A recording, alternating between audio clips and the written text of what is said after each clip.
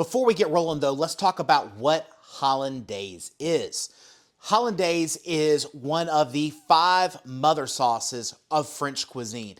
It is super important because of these 5 sauces, you can make an infinite amount of other sauces that derives from those. Hollandaise is very specific. It is an eggy, delicious, buttery emulsion that happens in the bowl. It requires a little bit of skill. Before we go any further though, before we even go to make it for our first time, I want to break down with you what most people get wrong about Hollandaise so we can avoid mistakes right off the bat. The easiest thing to solve out the bat is heat. Too many people struggle with being able to balance the heat. We need the perfect amount of heat to make sure that that emulsion happens, but if we have too much heat, our eggs scramble. If we don't have enough heat, it's just a giant lob of butter and it doesn't make sense. So it requires the perfect amount of heat. I like to make sure that mine is, again, just above a nice simmer in the bowl when we do our double boiler and bring it in through that way. Don't feel like you've got to jack the heat up. You want just a nice low simmer in your lower pot, and that's gonna help bring in the heat. Too much heat is just gonna scramble those eggs. Next is we add too much clarified butter too fast. Clarified butter is very important that we get this right, but we could be adding it too fast before we can get the emulsion right. Slow it down, get a ladle. Before you add in your next ladle of butter, you're gonna make sure that that's completely incorporated in before we add in the next round. It's important that we slow drizzle that clarified butter to make sure that it's all accepted into that egg emulsion before we add in the next layer. Next is not enough water to help with the emulsification process. Now, water, I'm not talking about just necessarily traditional water. We could be talking about lemon juice, the hot sauce, and things of that nature, but it is very important that we have that liquid there. It's actually gonna help stabilize that emulsion. We need something between the egg fat and this fat to be able to latch onto and to make sure that emulsification is stabilized. So again, I like a nice real lemon juice for mine, and instead of using cayenne pepper, I opt for hot sauce that's going to be able to be a part of that emulsion process. The next reason why your Hollandaise sauce breaks is because of a too weak of an emulsion, or we are whipping it too strong. Just like that heat could be too much or too little, our effort in veracity, yeah. Too much veracity in whipping our eggs is going to overwork the eggs. It's going to make them very stiff. They're not going to be able to accept in more emulsion. If we don't whisk it enough, obviously it doesn't incorporate all the fat in. We have to have that right balance. And again, we're keeping an eye on the consistency as we add on. And sometimes, you know, the recipe might say, 6 ounces of clarified stock, but you only use 4. Sometimes you might need 8. It's really about the site of where the clarified butter is at that's going to be able to give you the best judge of opinion on whether or not you need more or less. Let's talk about the ingredients needed to make the perfect Hollandaise sauce. The first ingredient necessary for a great Hollandaise sauce is pretty simple. It's obviously a really high quality eggs. Now, I'm blessed that we've got plenty of eggs right here on our homestead. We do lots and lots and lots of eggs. On our farm, we make about 30 eggs a day. So Hollandaise is pretty up there on our repertoire of things that we do. But it's very important that we find a really high quality egg. So not just any egg will do. We really need to be going after a fresh, I prefer a farm egg, as in like straight off the farm. There's a lot of products that are out there that kind of fake this. But generally speaking, what I look for is a nice bright yolk. I don't know if the camera is doing it justice, but this is almost like reddish orange. That bright orange is just letting us know that it is a super, super rich egg. We've got a duck egg in there. We've got some chicken eggs. Nice and beautiful. But if you look at the difference in these 2 eggs, this is almost a highlighter yellow. This is a little bit lesser expensive. This is a higher quality egg from the supermarket. It's quote unquote cage free. This are the bright orange of those farm raised. Again, I highly recommend farm raised. If you can't get them, that's fine. That's why it's important, I think, to kind of know a neighbor And again, the higher quality egg that you have, the better off you're going to be. Next is lemon juice. Now, I have worked for many of chefs that actually prefer pre-made lemon juice. I find this an absolute, I find this an absolute sin amongst men, is to be using pre-made lemon juice. Yes, it's convenient. Yes, maybe I get yields and things of that nature. But generally speaking, you don't get the flavor impact with this. This has, to me, it has a very mechanical, almost bitter taste to it, where this is going to be bright and citrusy. And it gives me the option, if I'm really wanting to make my hollandaise really bold flavor in that citrus, that I can zest it and I can get a little extra bang for my buck without making it super overly bitter. Lemon juice in the pre-made, just don't do it. Don't do it. Don't be tempted. Don't get lazy. Just do the right thing. Get the lemons. It's going to be worth your while. Next important ingredient in a really great hollandaise, in my opinion, is the heat factor. I think it should have just a little bit of heat. I know here in the South, we like our heat a little bit more than other people. I love the spice. You got some options though when it comes to heat. A lot of people might use just straight cayenne pepper to add into your hollandaise. I prefer hot sauce, so Tabasco, there's Louisiana, or if you're like me, you know, we've got lots of videos on our channel about making some delicious hot sauce. This is our Truffle Ghost hot sauce. I love homemade hot sauce. This is my thing. This is what I do. I sell it to friends. It's a lot of fun. But by also having this in liquid form and instead of in the powder like cayenne, it's going to help into that emulsification process and help us get the right consistency that we're looking for in making a hollandaise. The other part of that heat, though not necessarily the same kind of heat, is the pepper that you use in your hollandaise sauce. Some people will use black pepper, but then you get those black specks and all in your stuff. I like to use white pepper. White pepper has the outer shell removed, and so it just kind of makes for a little bit more delicate taste and a more floral taste. Makes things taste just a little bit better in the right application. This is definitely one of those applications. Salt, obviously the next bit after you get done talking to pepper. We just kind of go with kosher salt. You can use iodized, but I think kosher salt adds just a little bit better, robust flavor. Either way, it's going to come out about the same. Last is the clarified butter. Clarified butter is very important. It also, again, it's the base for a lot of cooking projects when you're sauteing vegetables and things of that nature. And it's very easy to make. I think there's two ways you can go about it. Like what we've been doing here, we are just kind of straining off a little bit as needed. And we've warmed up this whole butter. And then as these solids come to the top, we've been scooping them off. And then we could use this top layer to use as our clarified butter. And that's the simplest, easiest, that's the go-to way for most places that do Sunday brunch, and they're doing this on the fly every single Sunday morning. That's the easiest way to do this. Just kind of go through.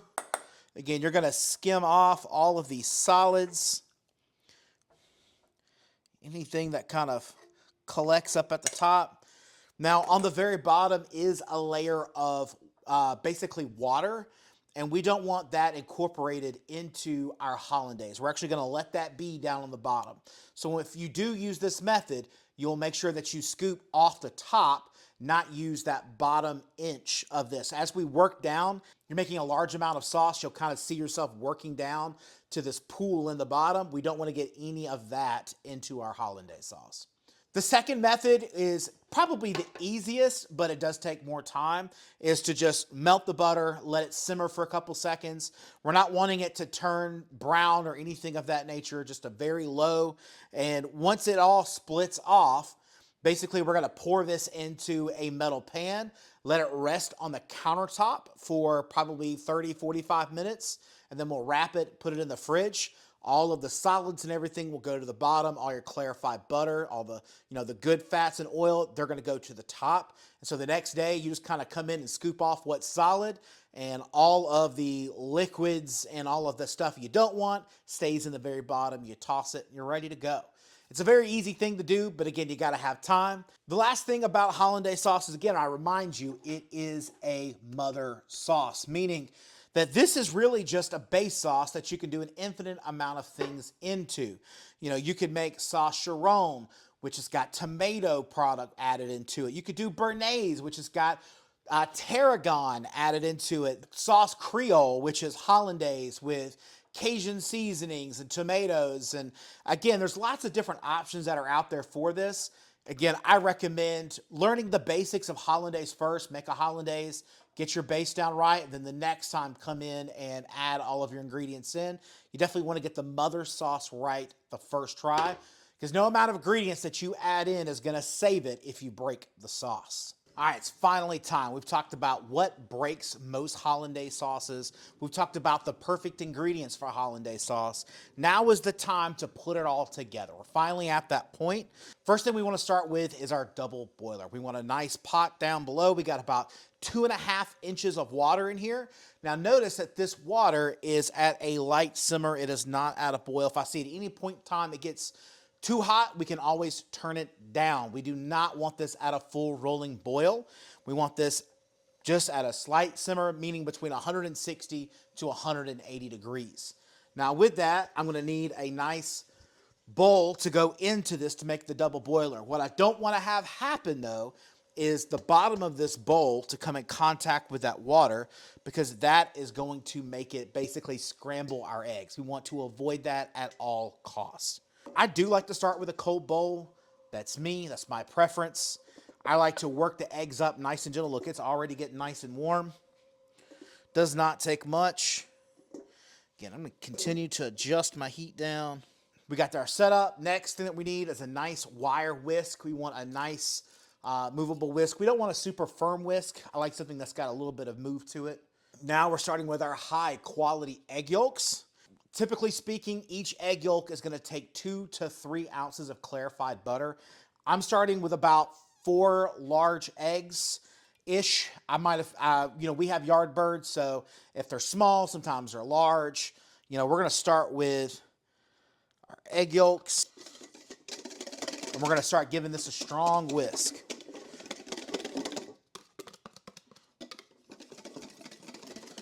As we whisk this, we're gonna notice a color change in a couple of minutes.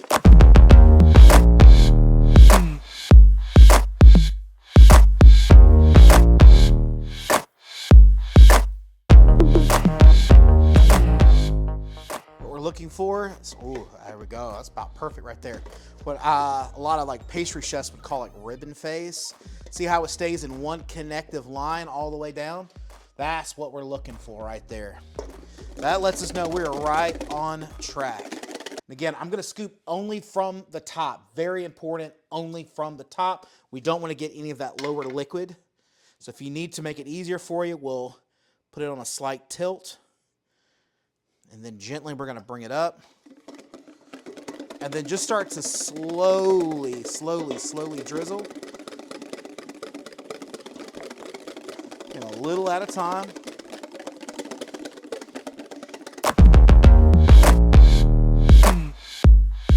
So if we see that we're too hot, we can easily push this forward.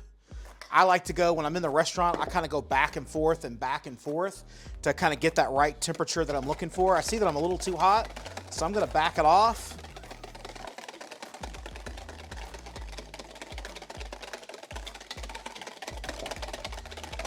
So how do we know that this clarified butter is too hot?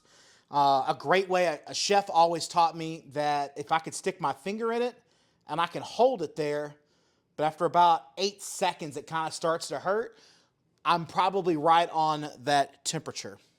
Now you see I've gotten this super thick sauce, so now comes in the liquid. So I'm gonna add in a little bit of lemon juice. I'm gonna strain to hold the seeds.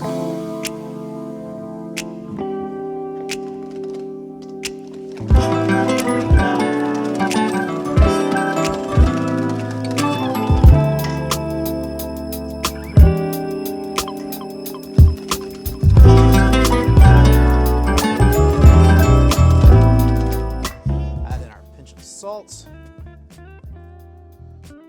white pepper,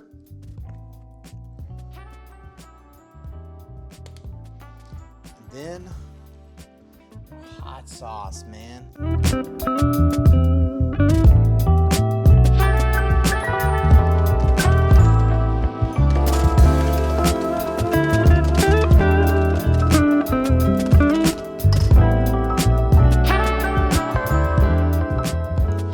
Nice, delicious, velvety. That's it right there. Just a couple drops of sauce. Again, if I wanted to add just a little bit of an extra zesty tone to it, I do like to get just a little bit of lemon zest in there. Key is once you start to see that it's thickening up, go ahead and know when to stop. When it starts to get that mayonnaise-like consistency, that's when you need to start thinning it out with a little bit of lemon juice. This right here is perfection. That's exactly what we're looking for. It coats the back of the spoon perfectly. That's exactly what we're looking for. This really is one of my favorite sauces. So this is going on top of a delicious steak and eggs. I don't have those made yet, so how am I going to hold this? There's two different ways. One, I could grab this and then immediately put it back over on top of my hot area right here and just kind of give it a swirl every once in a while. One of my favorite ways to do it is to get super hot water. You can get it from the coffee pot machine. Maybe you got a tea kettle, something of that nature. We're gonna get a rag hot.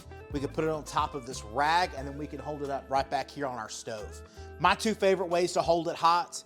It works every single time. And again, you still gotta keep your eye on it. It is a Hollandaise sauce. Who doesn't like a nice, delicious Hollandaise sauce? I could just about sit here and, though probably not good for my arteries, I can sit right here all day.